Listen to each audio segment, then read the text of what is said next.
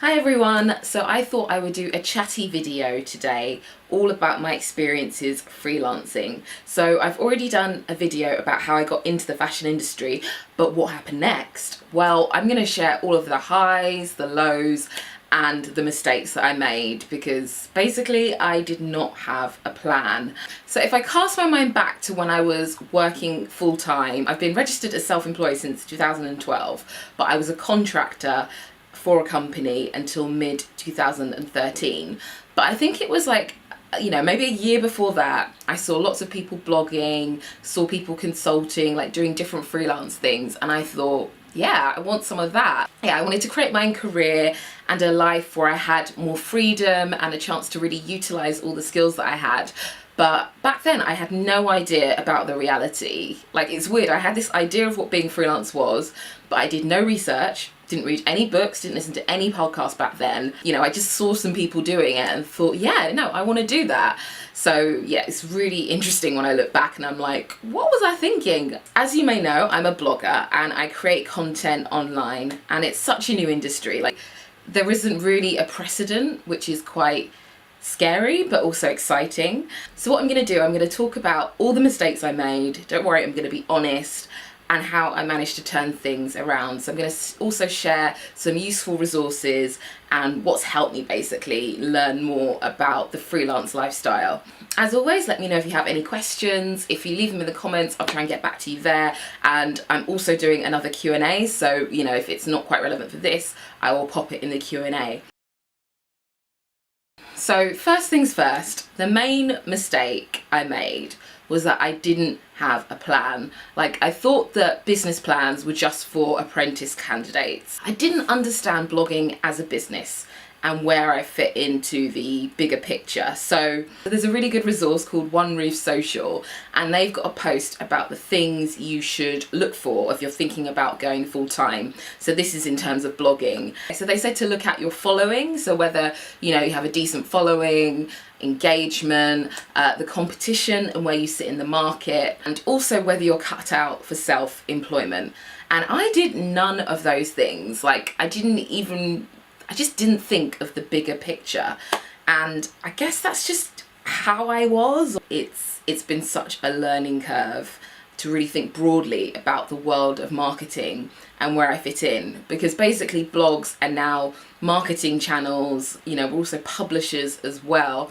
It's like blurred two industries and created something new. I had an insular view. I was just doing a certain amount of posts per week, and occasionally I get emailed about projects, but I didn't think about where things were going. I didn't do any research into it. I wasn't very proactive.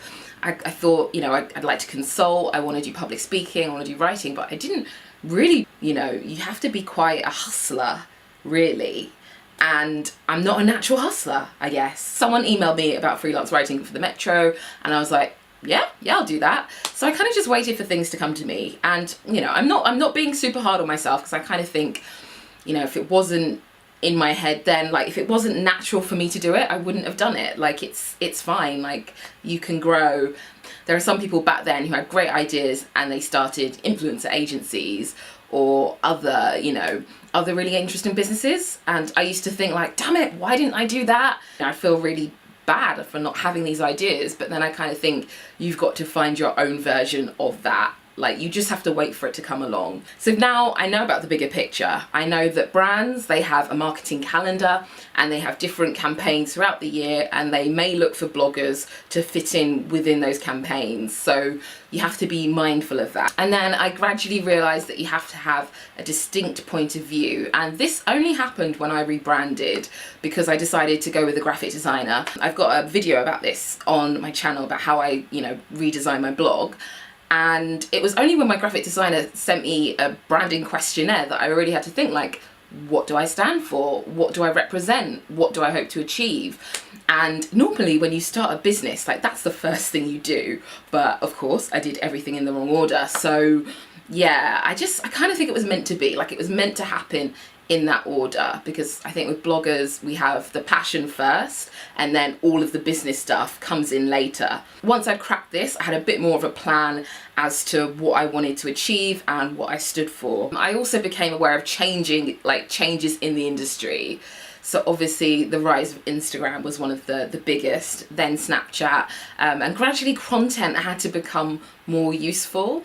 So I think now I'm more like, I'm trying to anticipate things more, like what's happening with content, like what are the new titles that people are using, how are people formatting their posts. It's not about beating yourself up, it's not about becoming someone you're not, but you can, gradually shift your mindset and ways of working, and it's a journey, so I'm obviously not perfect. I've realized you're never going to be 100% at everything all of the time, but as long as you're there, you're almost there, I think things just balance out and it's okay. So the next mistake I made, I used to work from my bed. Like in the beginning, I had no defined workspace. So I used to live with my family. When you move your stuff home from uni and there's random stuff, like I kept building more furniture to house all my stuff. So it wasn't really the best environment to work in. And I think in the beginning, if you go back to my video about how I got into the fashion industry, I didn't really have a defined day where I was like, I am freelance. Like my contract at work came to an end. I was traveling, I came back, and I was just sort of drifting along. So I'm pretty sure I had days where I'd get up, watch The Right Stuff, watch This Morning, watch Loose Women, and then it'd be 2:30 and I'm like, oh my God, the day is over. But gradually I phased out the daytime TV, I got out of bed and actually went downstairs to work, which was a mild improvement, but it was still not ideal. And I was getting, very frustrated living at home. So I did the thing, a very risky thing, and I decided to move out and just run away. No. So I decided to move out and I moved into a flat share with my friend and a few other people. And basically I just ran away from the problem and thought I'll figure this out later. But I still had the same problem. Like I'd be working from home, but then I would do a bit of washing or I would get distracted and do something else. Sometimes the internet would cut out. It was just not ideal. It's only been in the last 2 years that I've been able to go to a co-working space regularly. It's weird, like when you're at home, you don't necessarily have distractions of people talking and moving around, but you manage to distract yourself. Whereas in a co-working space, there's people having conversations on the phone, but you can tune it out. So, and I think it just helped me to have a mental shift. Like I can leave the house, because I think initially when you're freelance, you're like, oh, I don't want to pay for this. I don't want to pay for the travel card. And I wasn't necessarily seeing anyone other than the postman during the day. So I was quite alone and quite isolated. But I think going to a co-working space, it made me think it's okay to leave the house. You can leave the house. I'm not perfect, sometimes I'm still there and I'm really unproductive, or I might be working at home and still unproductive. I'm still figuring out the way I work best, but there's been a definite improvement and I'm just more mindful of it now. I think it's just really an ongoing process to figure out how you work best. And I'm going to do a post on productivity soon. I'm trying out new methods and I'll let you know how I get on. So the next point is money. Yes, my finances. I basically had no idea what I was going to earn. So yeah, most people would say make sure you're earning a certain amount before you go freelance. I basically didn't do that. So I think back in 2013, I'd only been doing brand projects for a year and a half. So it was still early days, Instagram projects weren't even really a thing then. And I had good months and then not so good months. And it's weird, most people would think, oh, it's fine, I'll wait. But I kind of saw the good months and thought, if this is what's achievable, then I'm sure it'll be fine. And I think now I look back, I was very naive. Now saying all of that, I always had savings. So, don't think I did not have savings. I had savings for my job. I never borrowed money from my family, was never in any debt. And those were the main things. I think if I'd been in debt, if I'd been borrowing loads of money or using all my savings, I would have thought, no, this isn't working. If you look at some people who start businesses, they're not necessarily profitable in the first year. They may have the investment and everything, but they're not immediately profitable. It may take 1 year, 2 years, 3 years. This is what I've gathered from a lot of podcasts. But the thing is, they just haven't given up. They've had the self-belief and the passion, and they've just kept going. And that's what I'm a bit like. I'm a fighter. Also, I'm not really a money oriented person. So I was obviously studying fashion knitwear design, and although you can be comfortable as a knitwear designer, you're not going to be, you know, a billionaire. And I was fine with that. And I thought, you know, when it came to blogging, I just thought I want to do something that I'm passionate about, and that's more worthwhile than having lots of money. I just want to be comfortable, really, and not run out of money. Like, that's the main thing. But I think I'm trying to like adjust my mindset. So I'm listening to an audiobook. It's called You Are a Badass at Making Money, and I'll link to it down below. And I feel like all these subliminal messages are going in, but you know, what I'm gathering from that and other podcasts is that it's not a bad thing, you know, to have money. Like, money gives you power, it gives you choices and options. So I'm just less ignorant, you know. I think maybe in the beginning ignorance is bliss, but now I'm like, I have to make this work for me. Like, it's important for my life, you know. I want to have a family and everything. I want to provide. So yeah, we'll see if I will become a badass at making money. And I also did a freelancing course. So they had other freelancers come in, talk about their experiences, also accountants, and there was a business advisor, which was really interesting because it was nice to just have someone who has an outside perspective look at everything. And he was like, well, you could be doing this, you could have done this in this month. It was just a light bulb moment, and I started to realize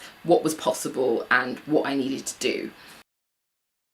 So next, my emotions. So I had no idea how freelancing would affect me internally, you know, because of the situation with my job.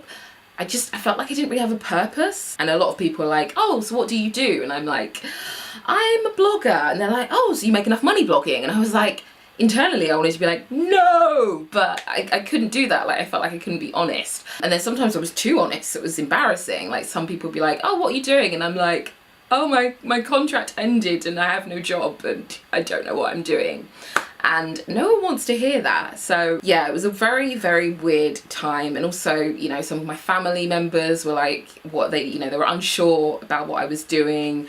And, you know, ultimately they just want the best for you. So now I've realized that most people just fake it until they make it. And, you know, someone may say that they're a freelance writer and they've written one thing for this tiny website. You just have to project this sort of confidence and defiance. Even if you don't know what you're doing, you just pretend, basically. So if I go back to the freelancing course, which doesn't exist anymore, but I'm going to recommend some, you know, resources where you can kind of create your own course of sorts. But yeah, people came in and there were different kinds of freelancers. I think there was a graphic designer, someone who started an app, and they were really honest about the highs and lows, like brutally honest. And it kind of made me think like, wow, like it's okay, like it happens. In terms of an industry, like you forget that blogging is freelancing, and freelancers can have similar struggles with motivation and self-doubt and confidence. And, you know, there's a lot of people going through the same thing. I think it was helpful that these people weren't bloggers in a way, because it just gave me a different perspective and way of thinking about the situation. I think the main thing that helped was just gradually opening up to people and building a support network. My housemate Lucy, she's a blogger, she also works in social media. She could see that I was struggling, like she could just tell. And she said, you know, you need to meet with me once a month and tell me how you're getting on. So we have these monthly meetings. We've been having them for over a year. And it just gives me a chance to get things out of my head that would, you know, otherwise just eat me up inside. In my mind, it's like the worst thing ever. And then I tell someone else, they're like, oh no, it's fine. And I'm like, what? Like, here it wasn't fine. I also, this year, so this is quite a recent development, I've also now have a business mentor. And this has been quite useful because business development and personal development is so important. I don't have a boss, so I don't know if I'm progressing. I don't know how to progress necessarily. Like, how can I promote myself? Yeah, I basically go and see my mentor once a week and I can check in with him. I can be honest. So if I'm having a bad day, like sometimes I've gone in and I'm literally like, I've had the worst day. Like, I've had the most unproductive week and it's been eating me up, and I can go there and feel better. Or equally, you know, I can go in and I'm like, oh my God, everything's amazing, and I'm talking like this. And he'll listen to that, also give me like practical solutions. He's been through a lot of different situations. And it's just good to have a different outlook. Like, I can't recommend it enough. So I found my business mentor through my co-working space. I think it can be tricky to find the right person.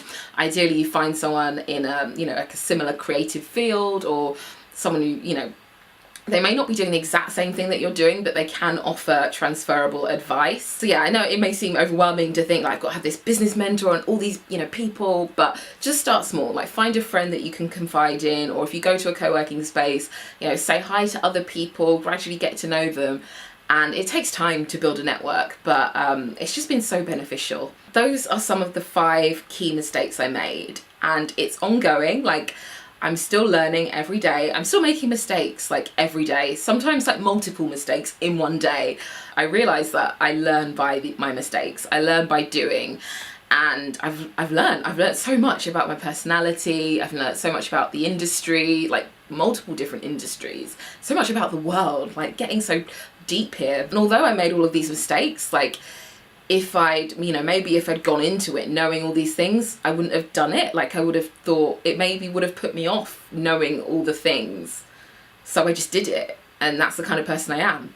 Yeah, I thought I would share some good resources. So I listen to a lot of podcasts. I've been listening to podcasts in the past year and a bit, almost the past 2 years, I think. I really got into podcasts. How many times did I say podcast? So one of my favourite podcasts is Behind the Brilliance. So Lisa and Nicole Bell, she gets creative entrepreneurs on to talk about their journeys, their successes, their highs, their lows. And you just realise that no one has a linear journey, like very few people, and it's fine, like it's okay. I also like My Taught You, so the founder of Curlbox, Myleik Teal, she has a really open and honest podcast where she literally just tells you, everything she's learned. She just really wants to give back to the next generation, and I find that so admirable. I also love #authentic. So Sarah Tasker, she's a UK-based Instagram expert, and her podcast started out kind of with Instagram tips, but it's just really grown. She's invited some really interesting people on. She talks a lot about self-doubt, comparison.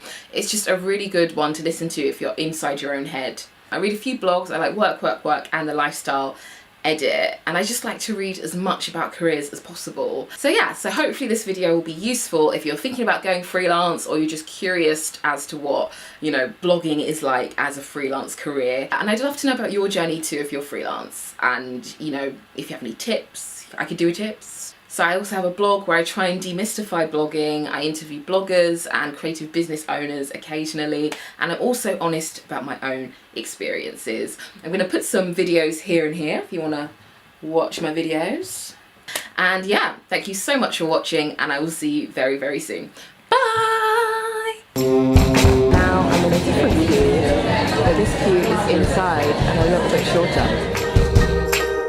I can't believe I spent an hour and a half in the queue at Harvey Nicks.